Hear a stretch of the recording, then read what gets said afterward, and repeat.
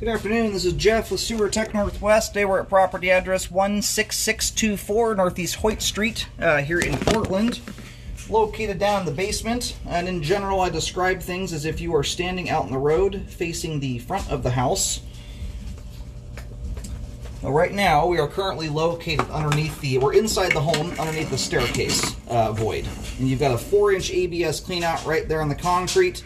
I wanted to show that really quick. It's kind of a tight spot, so you probably wouldn't get the best vantage point of where that is until while I try and set up in here. So just wanted to show that really quick. We're going to zero out at the base of the clean out there once we drop in, and I will have water running here in just a moment. All right, we're sitting right at the base of the clean out right now. We're going to zero out.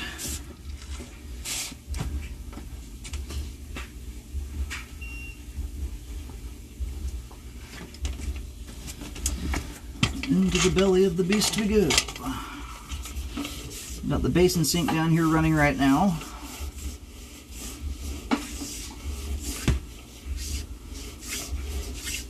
Someone was doing some laundry there a moment ago. In fact, I'm going to do a quick toilet flush to try and move the bubbles.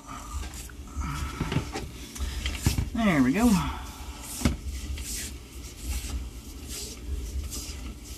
It's nice to hear this thing got a full update, and I will kind of give you a little preemptive forewarning. I've been doing this for 14, almost 15 years now. I've done almost 25,000 sewer scopes. These split level designs like this, especially that sit down below street level, kind of down below grade, whether they are brand new or not, it's pretty common for them to have some level of settling that takes place. That doesn't mean I'm cool with every bit of settling that I see, but it's a very common, I don't know what it is. Mostly I think is related to just simply a lot of earth on top of the line. They take a lot of extra care, and they're usually working with some pretty tight tolerances because of that. You're coming out at basement floor level, but you're also sitting down below grade too. So swapping here to 4-inch 3034. At the start of the line there, it's hard to tell right now just because of the amount of soap bubbles that are in the line. I'll do a couple more toilet flushes here in a minute, but we'll reassess that when the line's fully drained. We'll get a more accurate look at the standing water. So just went to cast iron. Now we are into concrete. It made a diameter change there. It's either 5 or 6-inch concrete. You will get some oddity sizes sometimes from the olden days. The transition there almost didn't look quite big enough to be 6-inch, but it's definitely making a diameter change. So 5 or 6-inch, one of the two. And at the end, I'll try and do a locate at the transition to cast iron and or concrete. Because the city takes responsibility at the face of the curb, a lot of times these updates only go out to the face of the curb. So I'll see what, if any, original pipe products are still in place on property. And there's the main there at 73 feet. We're going to go locate that really quick here while the pipe drains. Alright, I got the camera head located successfully. Line terminates out on Northeast Hoyt. And where I picked that locate up right in the middle of the street and turn around and face back at the house, I'm essentially looking straight back at the front doorway. So line looks like it runs in a pretty darn straight shot. As we come back in, I can't remember off the top of my head, that meanders a little bit, but overall runs pretty dang straight.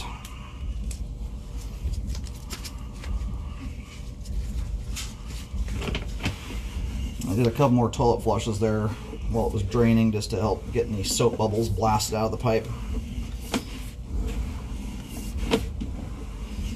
Anyhow, we're going to come back in here. We'll locate the transition joint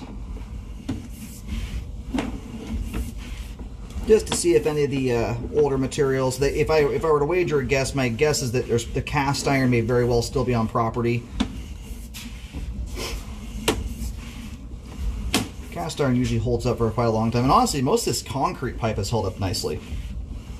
It just usually doesn't hold up quite as long as cast iron, generally speaking anyway. This concrete here thus far pulling back in drains off very nicely, nice and clean, and most if not all of it is city responsibility anyway, but alright, so there's our transition joint. I'm going to push just barely past that to make sure my signal comes in good.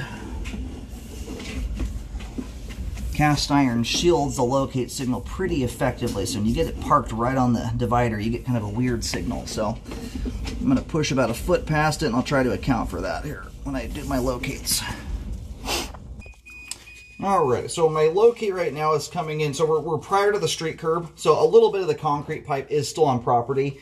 From the looks of it here, when we pull back about 5 feet, we're going to see, and from that point there, you're probably another 3 feet or so to the curb.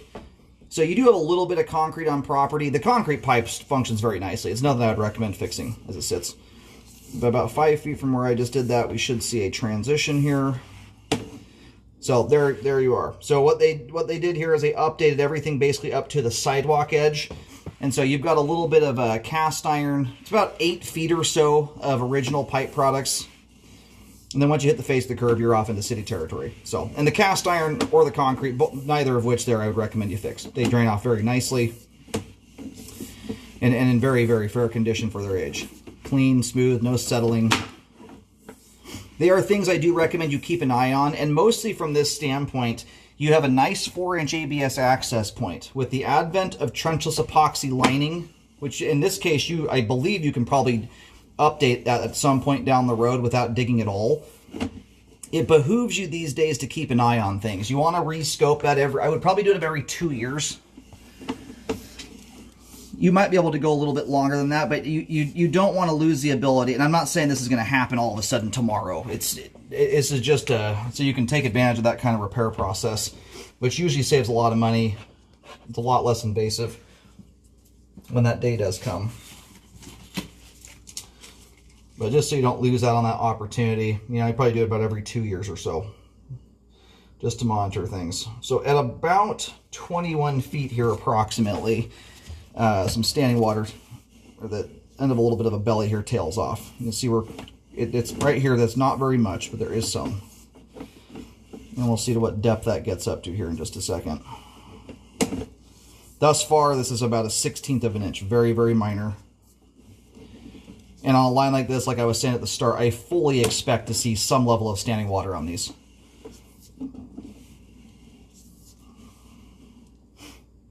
So far, minor stuff here. That water line's not even hitting the bottom of my camera lens. Very minor. So from about 8 feet approximately to about 21 feet, you have a very extremely minor amount of standing water. This is way too minor, in my opinion, to recommend repairs. As you can see, there is essentially zero buildup in the line here, I would not expect to see severe buildup with a belly this tiny, especially in smooth plastic pipe like this.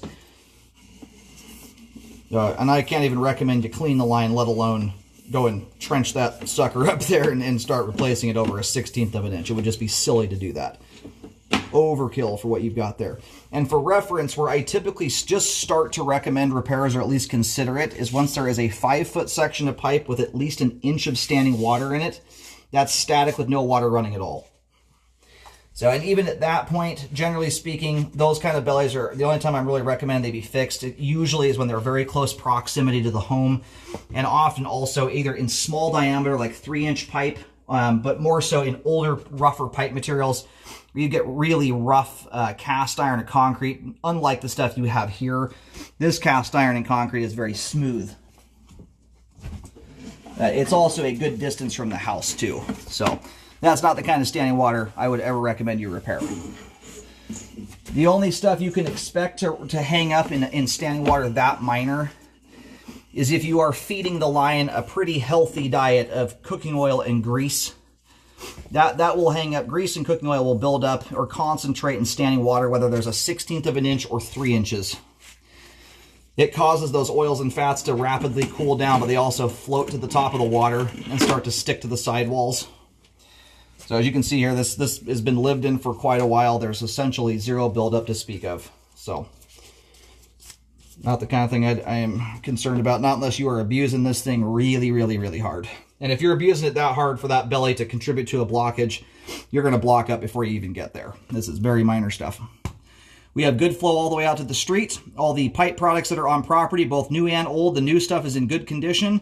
The old piping is in very good shape for its age. Clean end to end. Again, the belly there from 8 feet to 21 feet is far too minor, in my opinion, to recommend repairs on.